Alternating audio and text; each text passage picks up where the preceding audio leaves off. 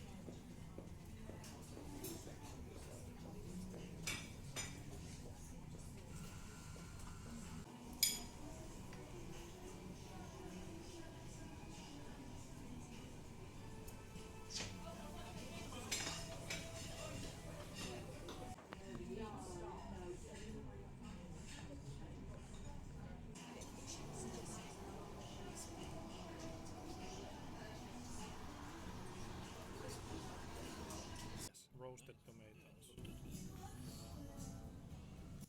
Yesterday I had something similar. I had a small English breakfast.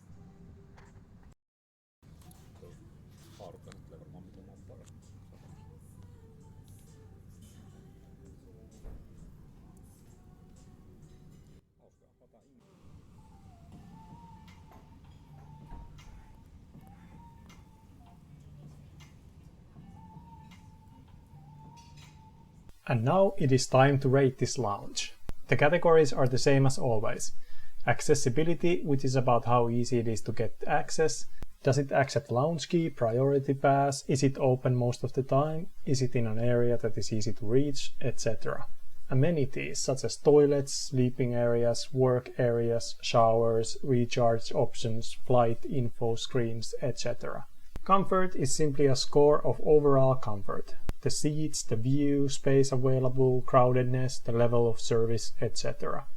And finally, food and drink is exactly what it sounds like. The selection, availability and overall quality. Let's start with the accessibility score.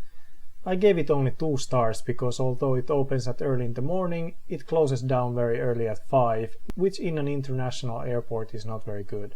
I don't think you can blame the pandemic for this one, because if that was the case, why would it be open at all? Otherwise it was quite easy to find, and apart from the big no-no that is the closing time, I got no complaints. My friend gave it 4 stars because he wasn't as bothered by the time being though, because we made it after all. He appreciated the elevator access, which is good for anyone with a disability, but thought it was a bit out of the way. The stranger gave this one 3 stars, although she thought the signage that guided us towards the lounge was confusing because at times it was talking about the escape lounge and other times it was about the premium lounge, which I guess is the same thing, but you can't really know that going in. Moving on to amenities.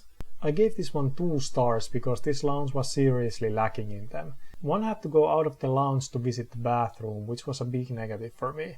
The saving grace which keeps this from being 1 star for me is that it had printing services which may be handy during the pandemic, and otherwise in case you are on a layover or something and need to print boarding passes or documents to continue, and that at least there were flight information screens in there so you could keep track of when you may have to get going. My friend did one better, giving it 3 stars.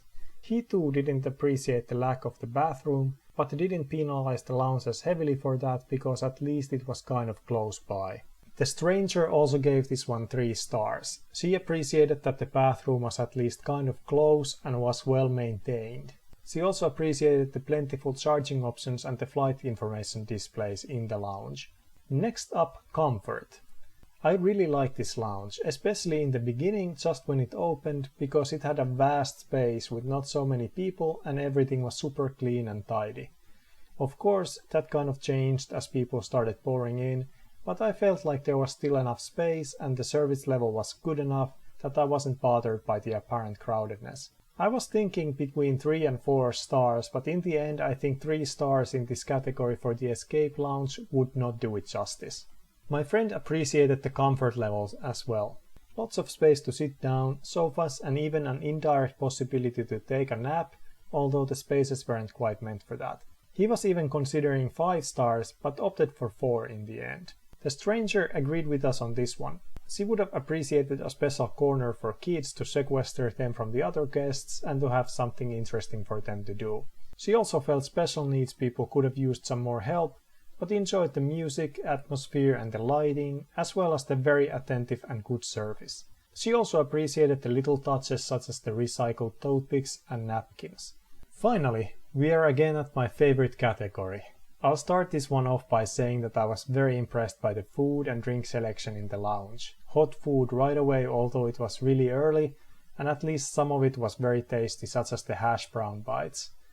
I don't drink alcohol often myself, but the bar looked like it gets the job done as well. A wide variety of drinks to choose from, both alcoholic and regular, should be sufficient for most people, and the food was appropriate for both snacking and actually getting something to eat. I got nothing bad to say about this one, so it gets the full 5 stars from me. One could say I got my money's worth and then some. My friend agreed with me. He thought the food was tasty, there was plenty of options to choose from, the bar was stacked and the beer kept on flowing. He also gave this one the full 5 stars without hesitation. The stranger came to the same conclusion as we did, 5 out of 5 stars. She thought the selection was a little bit lacking, but the quality and freshness made up for it. She also found it very funny when she asked the service staff if there was any toast, and they were extremely apologetic about the fact that unfortunately they do not have any right now. It wasn't far that they didn't just go and get some for her. We were thoroughly impressed, and although we had 4 hours to kill here, the time passed quite fast because it was such an enjoyable experience. If you have an early flight and can access this lounge, I would thoroughly recommend coming a little bit early and checking it out. Our stranger had to come to the airport early out of necessity, but now she was very happy that she did because she was very thankful for the opportunity and was glad she took up on it. She recommends that if you meet strangers in the airport who make a similar offer, you should say yes and check it out, especially if the lounge is as good as the escape lounge was. Next up will be the business lounge in Krakow, which we visited on the same day as this one, but with just the 2 of us as our path diverged with the stranger. You can also check out the previous lounge review from the Burgas airport in Bulgaria or some of my other videos. I'll be uploading a lot more lounge reviews and some gaming and cryptocurrency guidance videos in the days and weeks to come, so if you enjoy these, consider subscribing to the channel. Thank you so much for watching and see you in the next one.